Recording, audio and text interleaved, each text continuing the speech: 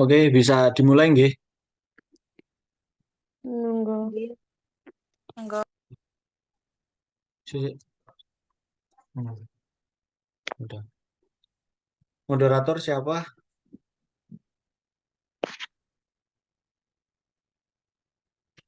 Nangis lah. Hah? Loh, Peanai. loh alah ya, moderator itu. Assalamualaikum warahmatullahi wabarakatuh. Udah wis Alhamdulillahirobbilalamin. mulai dah. Loh, Waalaikumsalam warahmatullahi iya, wabarakatuh. Pak. Wes mulai. Wis tak buka.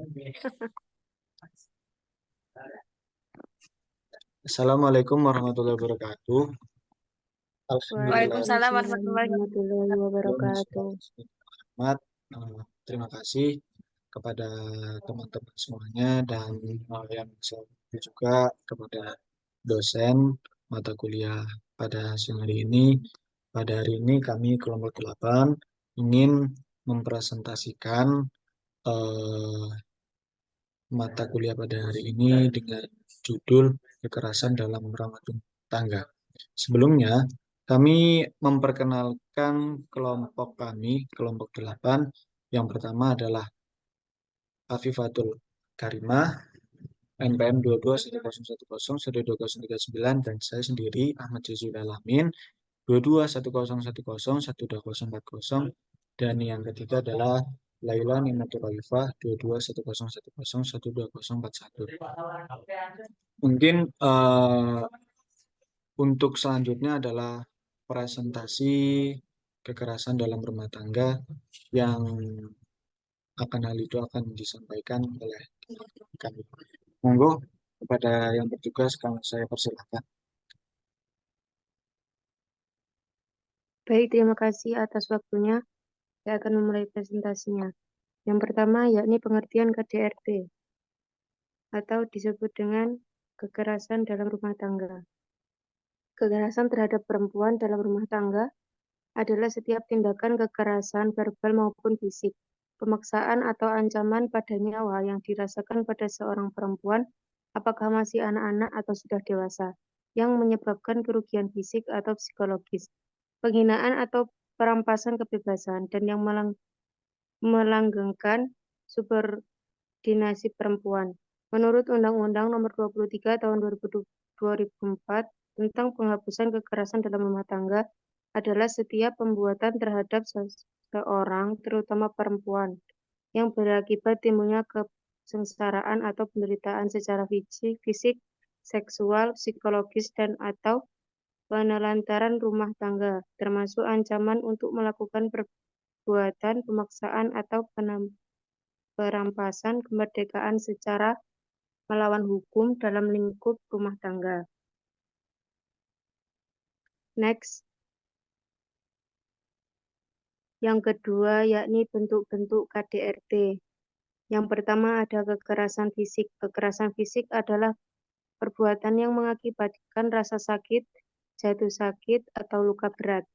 Perilaku kekerasan yang termasuk dalam golongan ini antara lain adalah menampar, memukul, meludahi, menarik rambut atau menjambak, menendang, menyudut dengan rokok, memukul atau melukai dengan senjata, dan sebagainya. Biasanya perlakuan ini akan nampak seperti bilur-bilur muka, lebam, gigi patah, atau bekas luka lainnya. Yang kedua ada kekerasan psikologis. Kekerasan psikologis atau emosional adalah perbuatan yang mengakibatkan ketakutan, hilangnya rasa percaya diri, hilangnya kemampuan untuk bertindak, rasa tidak berdaya, atau penderitaan psikis berat pada seseorang. Perilaku kekerasan yang termasuk penganiayaan secara emosional adalah penghinaan, komentar-komentar yang menyakitkan atau merendahkan harga diri, mengisolir istri dari dunia luar, mengancam atau menakut-nakuti sebagai sarana pemaksaan kehendak. Next. Yang ketiga ada kekerasan seksual. Kekerasan seksual adalah setiap perbuatan yang berupa pemaksaan hubungan seksual dengan cara tidak wajar atau tidak disukai, pemaksaan hubungan seksual dengan orang lain untuk tujuan komersial atau tujuan tertentu, tidak memenuhi kebutuhan seksual istri. Kekerasan jenis ini meliputi pengisolasian atau menjauhkan istri dari kebutuhan batinnya, memaksa melakukan hubungan seksual, memaksa selera seksual sendiri, tidak memperhatikan kepuasan pihak istri. Dan yang keempat ada kekerasan ekonomi. Setiap orang dilarang menelantarkan orang dalam lingkup rumah tangganya. Padahal menurut hukum yang berlaku baginya atau karena persetujuan atau perjanjian ia wajib memberikan kehidupan, perawatan, atau pemeliharaan kepada orang tersebut. Contoh dari kekerasan jenis ini adalah tidak memberi nafkah istri, bahkan menghabiskan uang istri, berupa tidak diberikan nafkah selama perkawinan atau membatasi nafkah secara sewenang-wenang, membiarkan atau bahkan memaksa istri bekerja keras, juga tidak memberi nafkah setelah terjadi perceraian meskipun pengadilan memutuskan.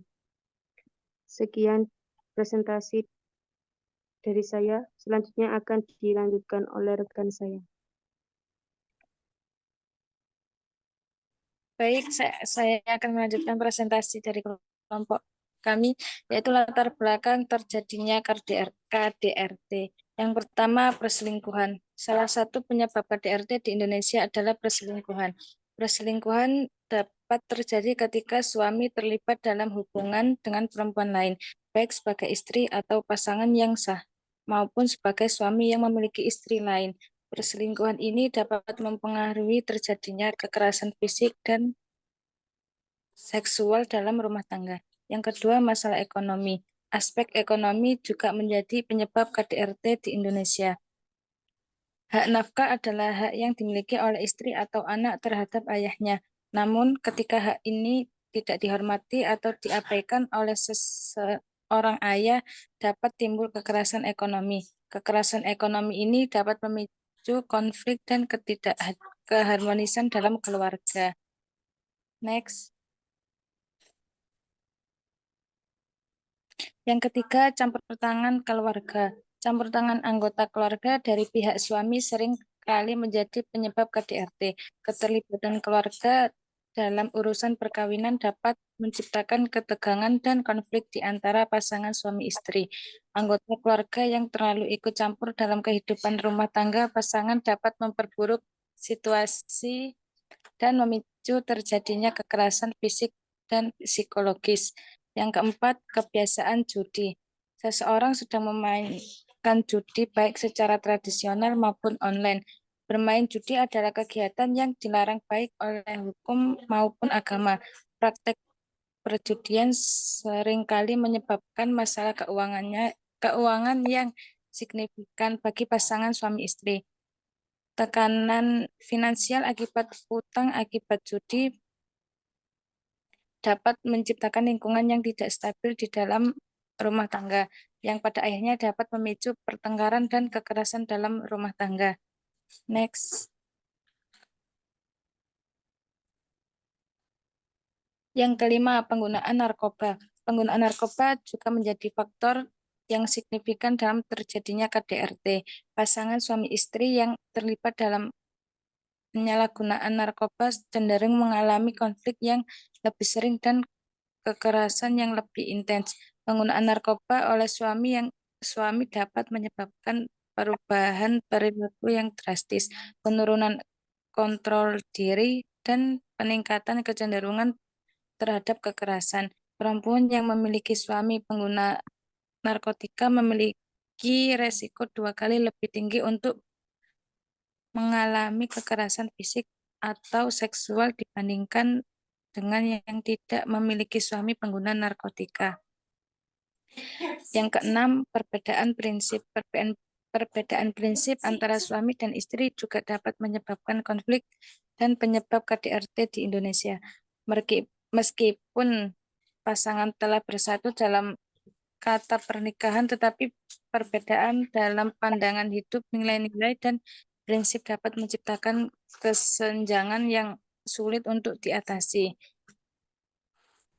Yang selanjutnya akan dilanjutkan teman saya. Baik, terima kasih kepada teman sekelompok. Selanjutnya, yaitu dampak KDRT terhadap keluarga. Dampak KDRT itu dibedakan menjadi dua, yakni dampak jangka pendek dan dampak jangka panjang. Pertama, dampak jangka pendek biasanya berdampak secara langsung seperti luka fisik, cacat kehamilan, hilangnya pekerjaan, dan lain sebagainya. Kedua, dampak jangka panjang biasanya berdampak di kemudian hari, bahkan berlangsung seumur hidup. Biasanya, korban mengalami gangguan psikis, kejiwaan, hilangnya rasa percaya diri, mengurung diri, trauma, dan muncul rasa takut hingga depresi. Eh, apa? Dan di sini juga dicantumkan dampak yang dialami oleh istri. Itu yang pertama adalah biasanya dampaknya itu pertama kekerasan fisik langsung atau tidak langsung dapat mengakibatkan istri menderita rasa sakit fisik dikarenakan luka sebagai akibat tindakan kekerasan tersebut. Kedua, kekerasan seksual dapat mengakibatkan turun atau bahkan hilangnya gairah seks karena istri menjadi ketakutan dan tidak bisa merespon secara normal ajakan berhubungan seks. Yang ketiga, biasanya itu terjadi kekerasan psikologis, yang mana dampak dari kekerasan psikologis dapat berdampak istri merasa tertekan, shock, trauma, rasa takut, marah, emosi tinggi, dan meledak-ledak, kuper, serta depresi yang mendalam. Terus dampak dari kekerasan ekonomi yang dialami oleh istri itu mengakibatkan terbatasinya pemenuhan kebutuhan sehari-hari yang diperlukan istri dan anak-anaknya. Kemudian yang kedua, dampak yang menimpa anak itu yang pertama itu trauma psikologis. Anak yang menyaksikan kekerasan dalam rumah tangga dapat mengalami trauma psikologis. Yang kedua adalah gangguan perkembangan, yang mana KDRT dapat mengganggu atau menghambat perkembangan anak. Yang ketiga adalah kesulitan belajar. Bahwasanya anak yang menyaksikan kekerasan dalam rumah tangga itu akan menjadikan dirinya itu terbayang-bayang atas kejadian KDRT, sehingga itu menjadikan menghambat dalam belajar.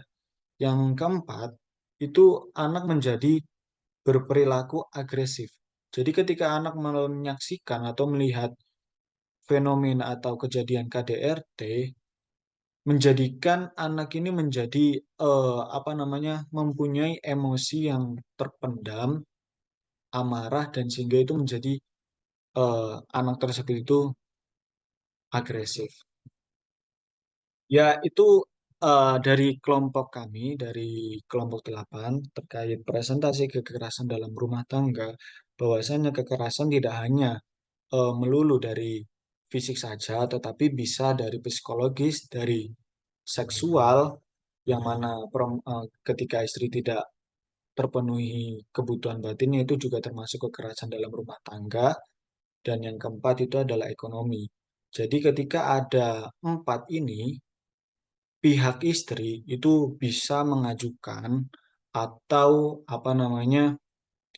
melaporkan kepada pihak yang berwenang untuk segera diadili dan segera dipenuhi segala haknya oleh istri atas kejadian itu. Dan di sisi lain, kenapa kok ada kekerasan dalam undang-undang kekerasan dalam rumah tangga ini serta-merta untuk memuliakan derajatnya seorang istri, karena istri tidak bisa dilakukan dengan semena-mena. Terus mungkin tambahan dari saya, selain latar belakang yang telah dipaparkan yang ada 6 tadi, itu salah satunya adalah latar belakang terjadinya KDRT itu adalah pernikahan dini. Kenapa pernikahan dini?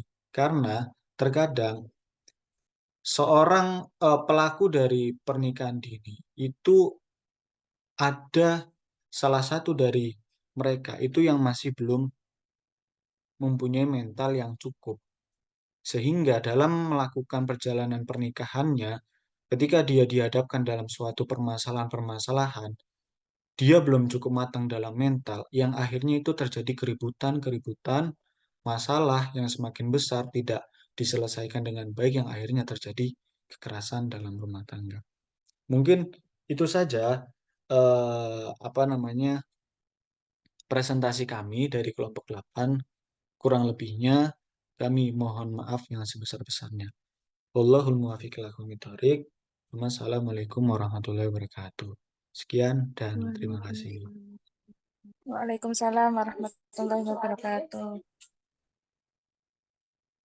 Lambaikan tangan dulu.